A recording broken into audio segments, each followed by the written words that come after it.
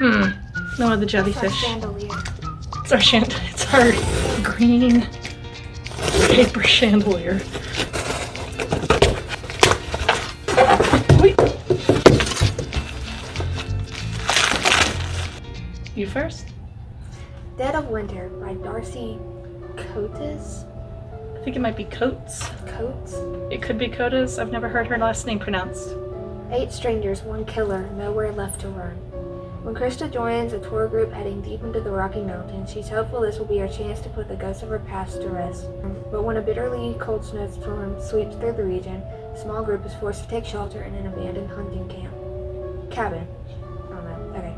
Despite the uncomfortably claustrophobic quarters and rapidly dropping temperatures, Krista believes they'll be safe as they wait out the storm.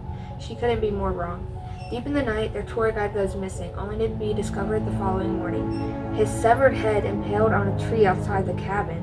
Terrified and completely isolated by the storm, Krista finds herself trapped with 8 total strangers. One of them kills for sport, and they're far from finished.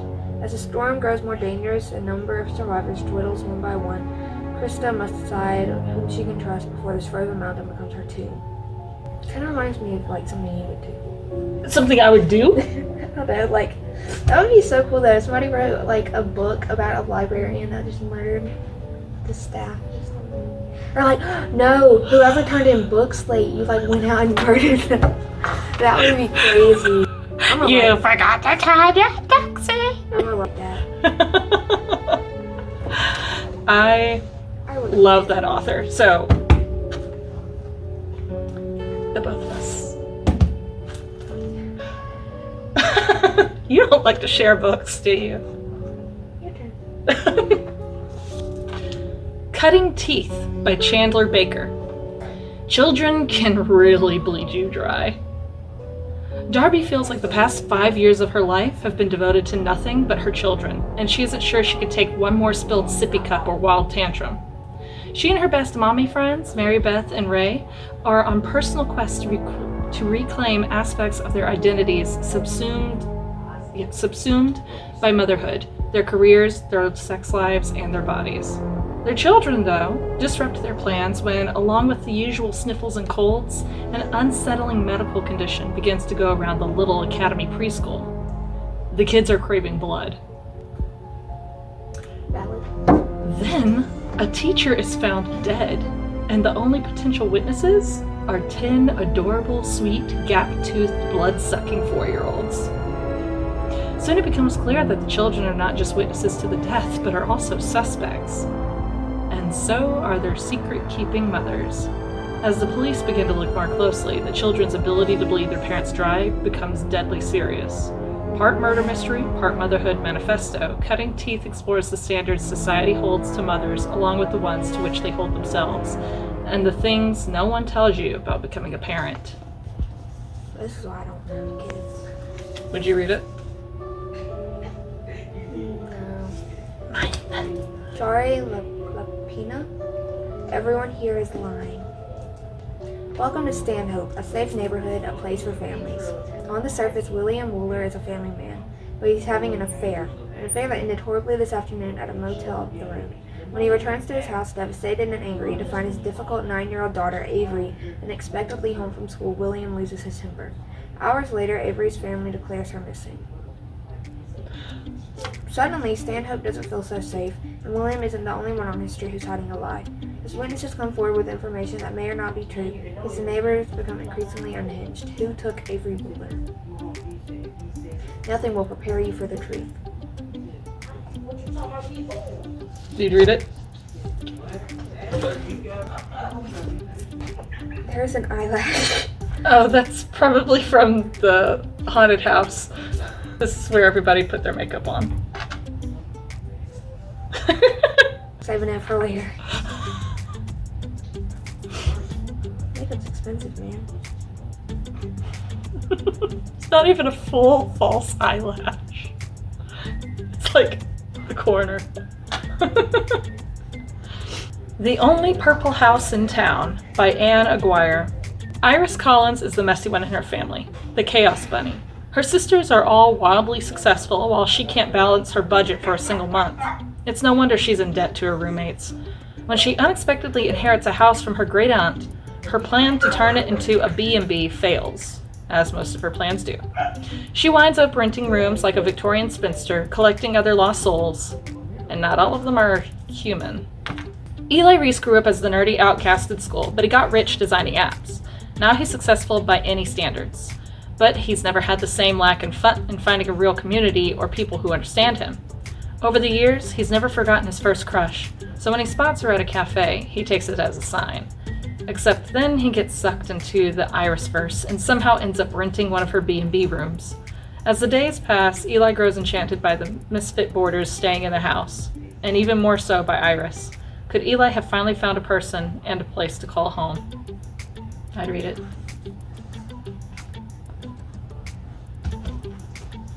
There we go. We Don't Swim Here by Vincent Torrado. Anais knows the rules. The rules keep everyone in Hillwood safe. Her cousin is intent on breaking them. Bronwyn is only supposed to be in He's supposed to be in Hillwoods for a year.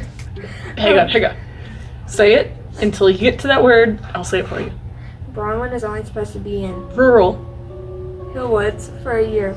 Her grandmother is in hospice, her father needs to get her affairs in order, and they're all meant to make some final memories together. Except Bronwyn is miserable. Her grandmother's dying and everyone is standoffish. All she hears are warnings about going in the water despite a gorgeous lake, and a pool at an abandoned rec center, and another in the high school basement. Anais tries her hardest to protect her cousin Bronwyn from the shadows of Hillwoods. She follows her own rituals to avoid any necessary attention, and if she can get Bronwyn to stop asking questions, she can protect her too. She doesn't get that the lore is, well, truth, history, pain. The living aren't the only ones who seek retribution when they're wronged. But when Bronwyn does more exploring than she should, they are both in for danger they couldn't expect. House of Roots in Ruin by Aaron A. Craig. In a manor by the sea, one sister is still cursed. So this is the sequel to House of Salt and Sorrows, which is an amazing retelling of the 12 Dancing Princesses. You're not familiar with that one? No one is familiar with that fairy tale. Disney, get on this. You make all of the fairy tales really famous with your movies. Get on it now, please. So that way, whenever I mention the 12 Dancing Princesses, nobody just gives me that look. Despite dreams of adventure far beyond the Ceylon shores, 18-year-old Verity Thomas has remained at her family's estate, Highmoor, with her older sister Camille, while the rest of their family has scattered across Arcania. When Verity receives word that the Duchess of Bloem, wife of a celebrated botanist, is interested in having Verity paint a portrait of her son, Alexander, Verity jumps at the chance, but Camille won't allow it. Forced to reveal the secret she's kept for years, Camille tells Verity the truth one day. Haunted by tragic childhood events, Verity is still seeing ghosts. She just doesn't know it. Stunned, Verity flees Highmoor that night and, with nowhere else to turn, makes her way to Bloem. At first, she is captivated by the lush, verdant landscape and is quickly drawn to the charming, witty, and impossibly handsome Alexander Laurent. To her surprise, a romance blossoms. But it's not long before Verity is plagued with nightmares, and the darker side of Bloem begins to show through its sickly sweet facade. A modern masterpiece about doomed love, menacing ambition, and the ghosts that haunt us forever.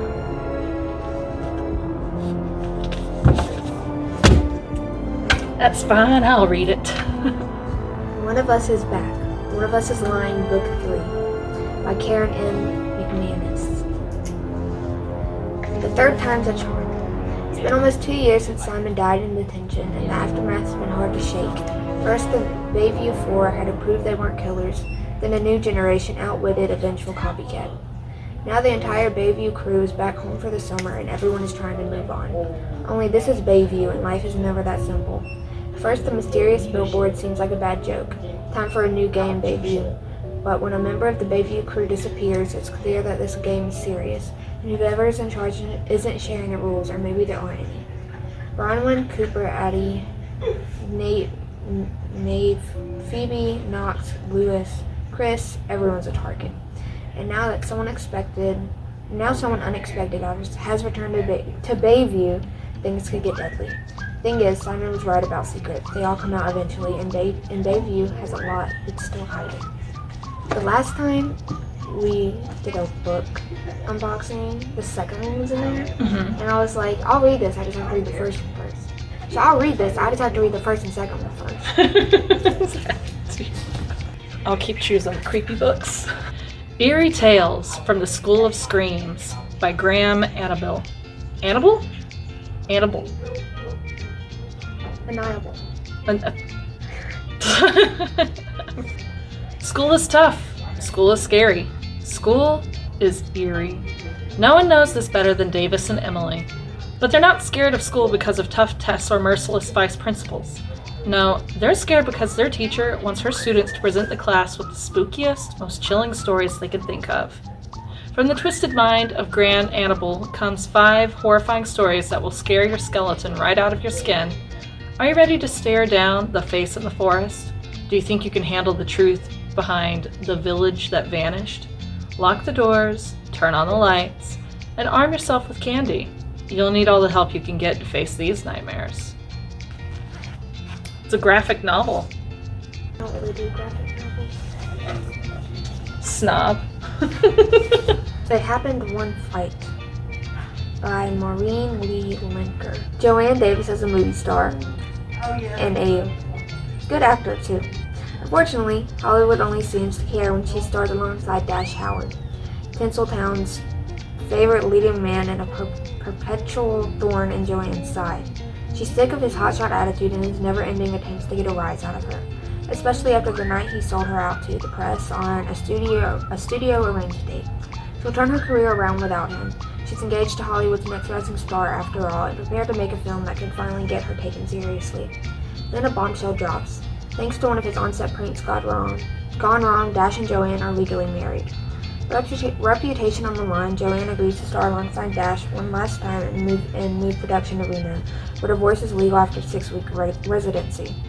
But between on-set shenanigans, fishing competitions at Lake Tahoe, and intimate moments leaked to the press, Joanne begins to see another side to the man she thought she had all figured out. And it becomes harder and harder to convince the public and herself that her marriage to Dash is the joke it started out as.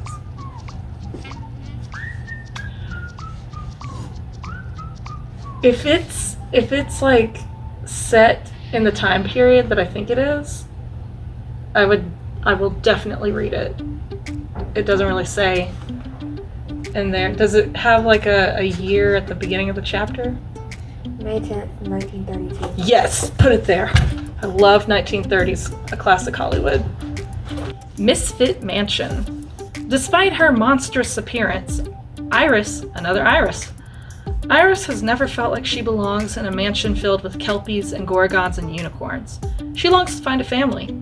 Unfortunately, she and her fellow housemates are trapped in a foster home for horrors run by a formal paranormal investigator, Mr. Holloway. So when a human boy named Matthias manages to break the house's locking spell, Iris and the other monsters are set free upon the town of Dead End Springs. Finally, a chance to find a real home. What Iris doesn't know is that Matthias is also a paranormal hunter, the kind who seeks to capture and destroy the horrors. Or that there are other dangers ahead. As Iris searches for a home, she makes human friends, explores a brand new world, and stumbles upon a dark secret that Holloway has kept locked in the basement of the house. Will this long slumbering mystery destroy the family Iris so desperately seeks? The Fire, the Water, and Maudie McGinn by Sally J. Plah. Plah? Plah. Plah. Maudie McGinn has a secret. It's a big, scary one. And right before Maudie, who's autistic, travels to spend the summer with her dad, her mom makes her promise not to reveal it. As Mom puts it, a promise is a promise and must be kept. When a wildfire forces Maudie and her dad to flee to the small beach town where her dad grew up, Maudie's summer is turned upside down. Yet she becomes captivated by the surfers she sees each morning. And as Maudie starts to navigate these new waters, she finds herself making friends and feeling accepted like never before. Still, a clock is ticking. Soon she will have to go back and face the fire of her always angry stepfather. Can she find some way to stay with her dad? Should she break her promise to Mom and reveal the truth about life back home before the summer is over? The Bellwoods Game by Celia Crampion. Everyone knows Fall Hollow is haunted. It has been ever since Abigail Snook went into the woods many years ago, never to be seen again. Since then, it's tradition for the 6th graders at Beckett Elementary to play the Bellwoods game, in which 3 kids are chosen to go into the woods on Halloween night. Whoever rings the bell there wins the game and saves the town for another year. But if Abigail's ghost captures all the players first, the spirit is let loose to wreak havoc on Fall Hollow. Or so the story goes. Now that it's Bailey's year to play, she can finally find out what really happens. And legend has it, the game's winner gets a wish. Maybe, just maybe, if Bailey wins, she can go back to the way things used to be before her grandma got sick and everyone at school started hating her. But is Abigail's ghost really haunting the Bellwoods? One thing's for sure, something sinister is at play, waiting for them all in the woods. The Mystery of the Radcliffe Riddle. Be careful what you dig for. By Terrence Solders. When Grady and his dad learned that the town oddball, Eudora Kooky Clinch, left something for them in her will, they can only imagine what it might be. When it turns out to be an old embroidered piece of clothing from the 1700s, they are bitterly disappointed. Until they see the note, this is no ordinary piece of needlework. It's a treasure map, riddles and clues to the victor go the riches. Grady just knows this could be the chance of a lifetime. With the help of his friends Thad, Clemmy, and the town dog Ophelia, Grady is determined to crack the clues and find the treasure. But Grady soon learns that there's more at risk than he bargained for, and solving this mystery just got a lot more dangerous. Last one. The Legend of Grey Hollow. 12-year-old Ansley Galloway and her 10-year-old brother Tobin have just moved to the small, picturesque mountain town of Lowry. The town is famously the setting for the blockbuster Legend of Grey Hollow trilogy, and there are traces of the films wherever they go.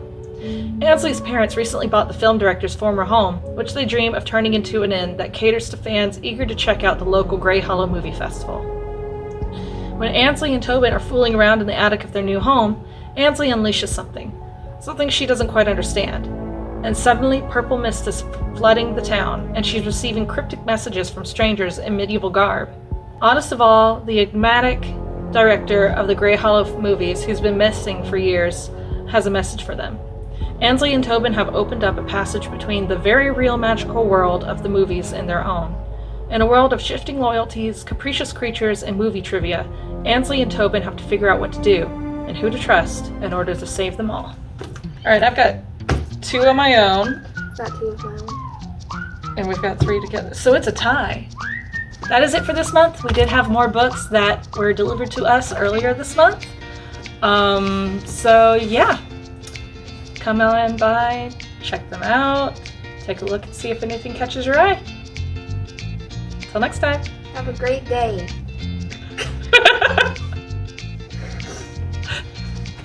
Bye. And return your books on time. Otherwise, the terrible librarian might get you.